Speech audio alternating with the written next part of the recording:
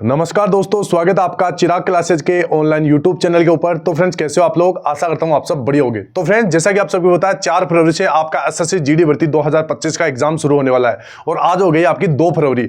तो अब आपके पास मात्र 2 दिन का समय बाकी है। तो इन 2 दिनों के अंदर आपको कुछ भी नया नहीं पढ़ना है। आपको वही सवाल देखना जो प्रीवियस ईयर के में पूछे गए हैं। जैसे आज के इस वीडियो के अंदर मैं बात करने वाला हूं गवर्नर जनरल और वॉइसरॉय के सवाल, यानी 2018 से लेकर 2024 एसएससी जीडी भर्ती में गवर्नर और वॉइसरॉय से जितने भी आपके सवाल पूछे गए हैं वो ओरिजिनल सवाल मैं आपको इस वीडियो के अंदर करवाने वाला हूं। 2018 की वैकेंसी, उसके बाद 21 वाली वैकेंसी, उसके बाद 22, 23 और 24 वाली वैकेंसी। ठीक है, इन भर्तियों के अंदर जितने भी गवर्नर जनरल और वॉइसरॉय से सवाल पूछे गए वो ओरिजिनल सवाल मैं आपको इस वीडियो में करवाने वाला हूं। ठीक है, आप सभी को पता लगभग 2 सवाल पूछे जाते हैं, तो 4 नंबर का ये टॉपिक बनता है। तो अगर आप इस वीडियो को पूरा देख लेते हो तो आपका एक भी सवाल गलत नहीं होगा। ठीक है, तो चलिए आगे बढ़ते हैं और बात करते हैं गवर्नर जनरल और वॉइसरॉय के जितने भी सवाल हैं उनके बारे में। ठीक है, अभी हमने अपने चैनल चिराग क्लासेस के ऊपर ये सारे वीडियो कंप्लीट करवा दिए। तो अब जैसे 4 फरवरी को जिनका एग्जाम है, एक बार एग्जाम से पहले ये सारे वीडियो देख लीजिए।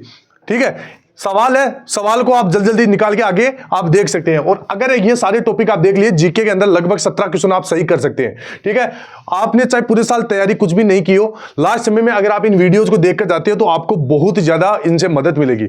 हूबहू सवाल इन वीडियो से आपको देखने को मिलेंगे। ठीक है, तो ये आपको वीडियो बिल्कुल भी मिस नहीं करना है। ठीक है, और हो सके तो वीडियो को लाइक कर दे, चैनल को सब्सक्राइब कर दे और बेल आइकन को जरूर प्रेस कीजिएगा, जैसे भर्ती संबंधी नई नई जानकारी और इस प्रकार के इंपॉर्टेंट वीडियो आपको सबसे पहले मिल सके। ठीक है, और हमारे टेलीग्राम चैनल से जरूर जुड़ जाइएगा। ठीक है, तो चलिए शुरू करते हैं। अब यहां पर जैसे मैं कोई स्लाइड ओपन करता हूं तो साथ के साथ आपको स्क्रीनशॉट लेते रहना है। ठीक है, पहला सवाल क्या पूछा गया है कि ब्रिटिश वॉइसरॉय लॉर्ड कर्जन ने बंगाल का विभाजन किस वर्ष में किया था? ठीक है, तो ध्यान रखना 1905 में बंगाल का विभाजन किया गया था। और किसने किया था? ब्रिटिश वॉइसरॉय लॉर्ड कर्जन ने। ठीक है, इसके बाद में अगला जो सवाल आपका 1877 में निम्नलिखित में से किस वायसराय ने महारानी विक्टोरिया को भारत की महारानी के रूप में स्वीकार करने के लिए एक दरबार का आयोजन किया था? तो ध्यान रखना लॉर्ड लिटन। ठीक है, साथ के साथ आप स्क्रीनशॉट ले ले और 1 से 2 बार वीडियो को पूरा देखें। अभी एक छोटी सी जानकारी दे देता हूं, इन लास्ट समय में आपको ज्यादा से ज्यादा मॉक टेस्ट और प्रीवियस ईयर के पेपर लगाना है। अगर आप फ्री के अंदर ये सारा कुछ लगाना चाहते हैं तो इस एप्लीकेशन को डाउनलोड कीजिए। 100+ मॉक टेस्ट 13 अलग अलग भाषाओं में मिल जाएंगे और जो अभी मैं सवाल करवाने वाला हूं ये सवाल आपको यहां पर देखने को मिलेंगे इंपॉर्टेंट टेस्ट के अंदर।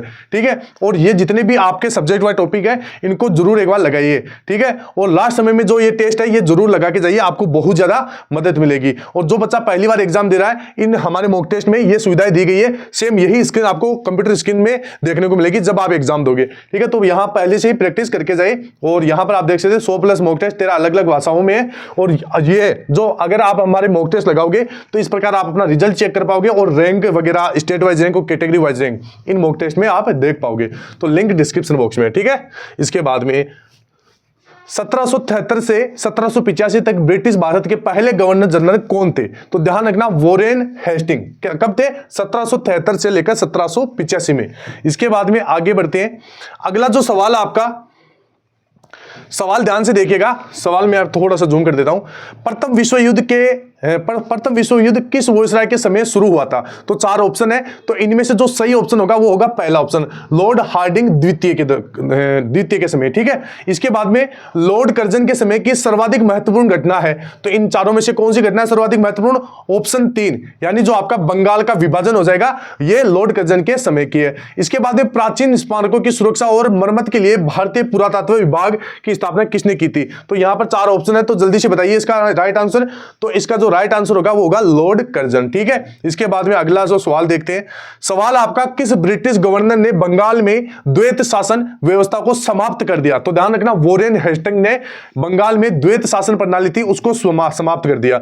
इसके बाद में अगला जो सवाल पूछा गया है, इसमें पूछा गया है कि श्रीरंगपट्टनम की संधि टीपू सुल्तान और किस बीच हुई थी?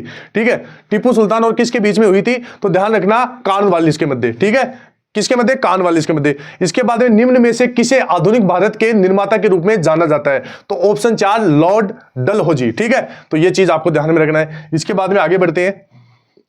निम्नलिखित में से किस ब्रिटिश वायसराय ने 1905 में बंगाल का विभाजन किया था? तो ध्यान रखना बंगाल का जो विभाजन किया था वो किया था लॉर्ड कर्जन ने। इसके बाद में अगला सवाल आपका, किस भारत के गवर्नर जनरल ने प्रेस को स्वतंत्रता दिलाई थी? तो ध्यान रखना ऑप्शन 4 मेटकोप ने प्रेस को स्वतंत्रता दिलाई थी। इसके बाद टीपू सुल्तान चौथे एंग्लो मैसूर युद्ध में मारा गया था। तो ये युद्ध किस बंगाल के गवर्नर जनरल के समय काल में हुआ था? तो ध्यान रखना ऑप्शन 3 वॉरेन हेस्टिंग। इसके बाद में निम्न में से कौन 1857 की क्रांति के समय भारत का गवर्नर जनरल के रूप में कौन कार्यरत थे? तो ध्यान रखना कौन कार्यरत थे? Option 3 Lord Canning.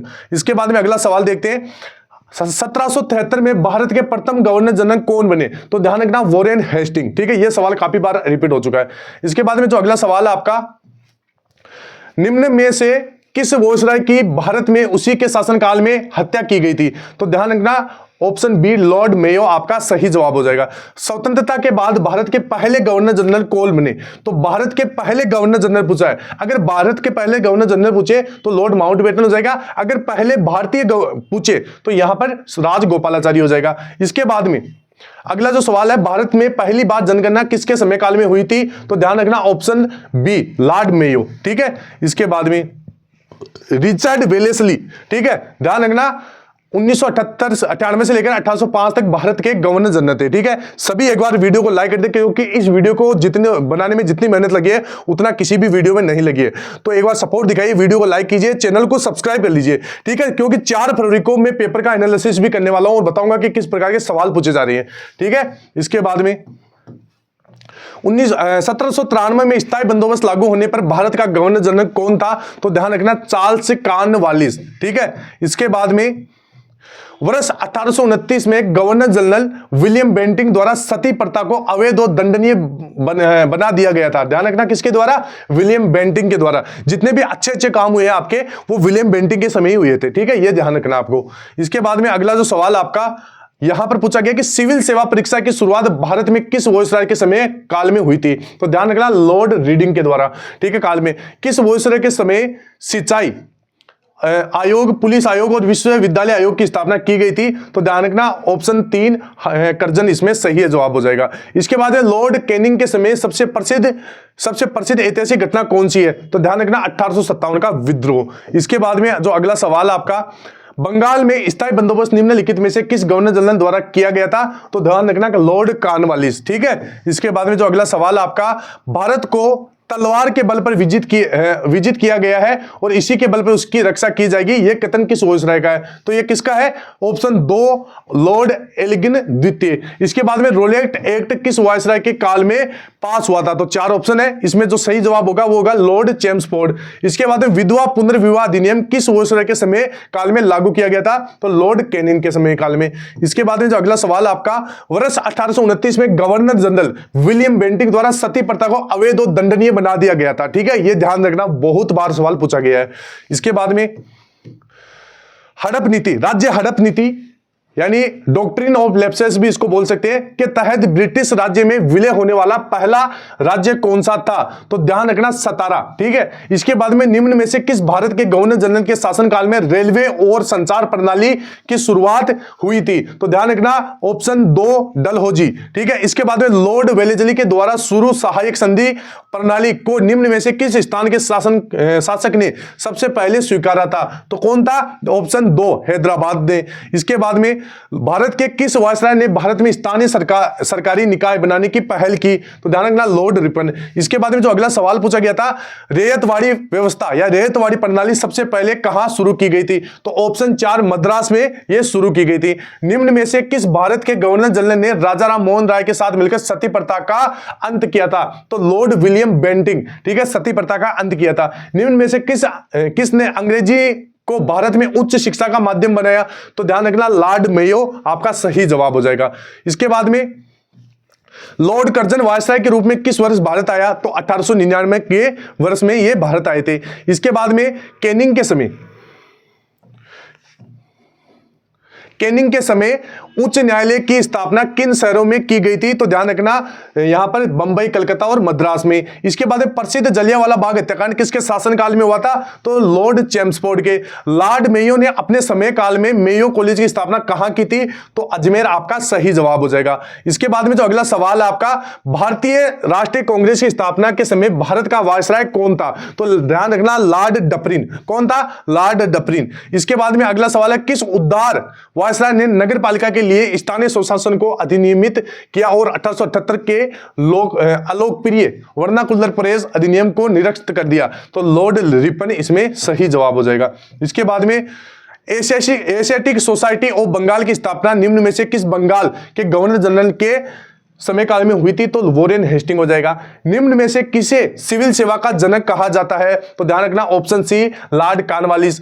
खारदा का युद्ध निम्न में से किसके समय काल में हुआ था? तो ऑप्शन 3 सर जॉन शोर। अब इसको कैसे याद रखोगे? तो खर कर की आवाज आती है तो शोर होता है, तो ध्यान रखना सर जॉन शोर। ठीक है, इसके बाद में 1905 में बंगाल के विभाजन को अंजाम देने वाले भारत के ब्रिटिश वायसराय का क्या नाम था? तो लॉर्ड कर्जन। ठीक है, इसके बाद में अगला सवाल देखते हैं।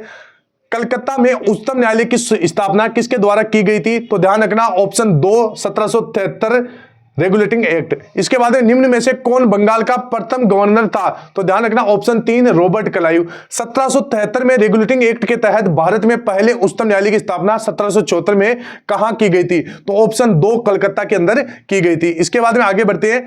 निम्न में से कौन भारत का पहला पुर्तगाली वायसराय था? तो फ्रांसिस्को डी अल्मेडा। ठीक है, इसके बाद में अगला सवाल देखते हैं। डॉक्ट्रिन ऑफ लैप्सेस यानी जो व्यक्तिगत का सिद्धांत है या राज्य हड़प नीति भी बोलते हैं इसको, किसके द्वारा आरंभ किया गया? तो यहां पर डलहौजी के द्वारा। इसके बाद में भारत में पहली बार सन 1853 में किस स्थान से रेल यात्रा प्रारंभ की गई थी? तो ऑप्शन 3 बंबई।